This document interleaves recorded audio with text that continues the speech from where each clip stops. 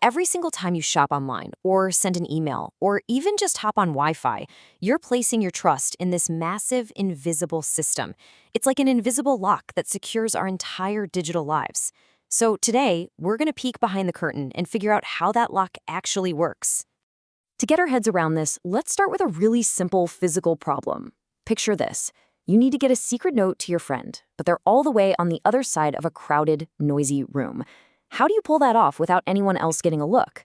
Well, you could put it in a locked box, sure, but that just creates a brand new problem, doesn't it? See, the lock on the box could be the strongest in the world, but that doesn't matter if you can't get the key to your friend safely. I mean, if you just toss the key across the room, what happens? Anyone could snatch it, make a quick copy, and suddenly every secret you send is compromised. And that right there, that is the fundamental challenge of all secret communication.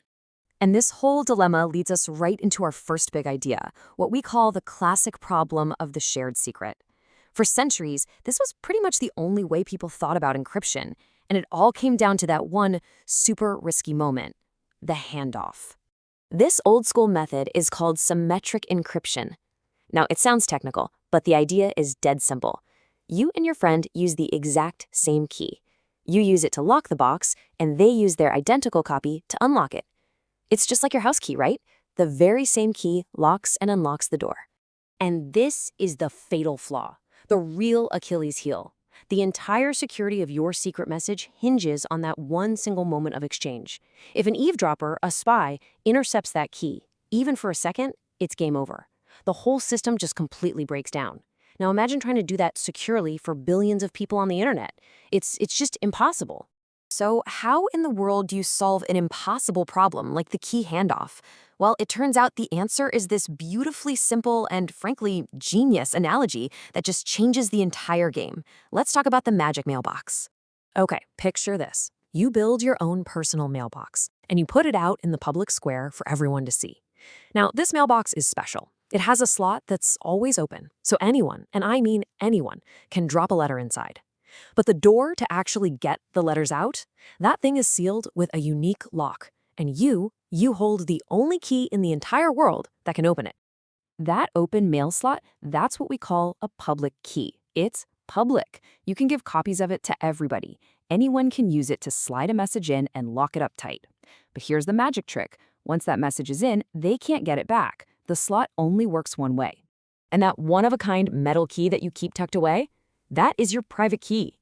The name says it all. It's private. You never share it. It never, ever leaves your side.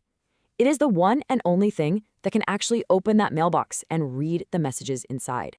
All right, so let's walk through it step by step. First, you publish your public key, your open mailbox design for the whole world to use.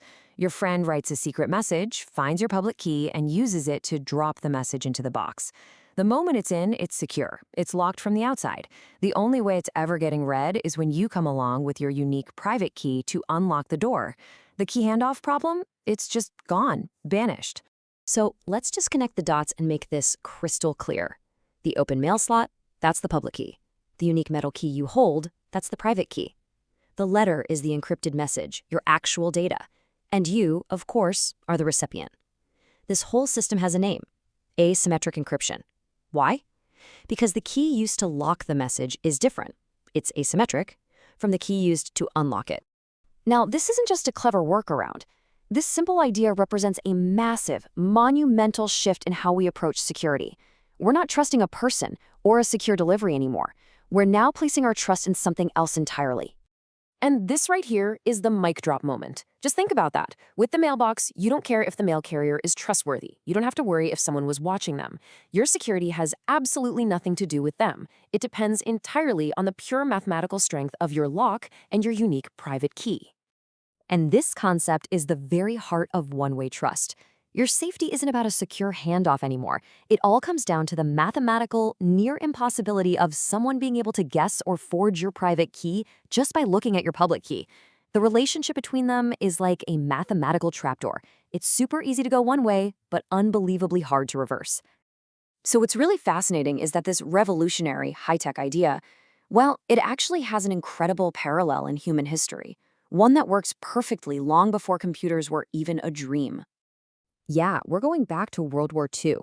The U.S. Marines used a secret weapon for communication, the Navajo Code Talkers. And the system they created was so unbreakable because, believe it or not, it operated on the exact same principles as the public and private keys we've just been talking about. Let's break it down, because this is so cool. The public key, that was the radio frequency. Anyone could tune in. Japanese intelligence listened to their broadcasts all the time.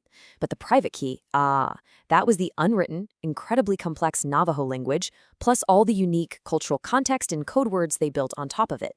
The enemy had the encrypted message, but they were completely missing the one-of-a-kind key they needed to decrypt it.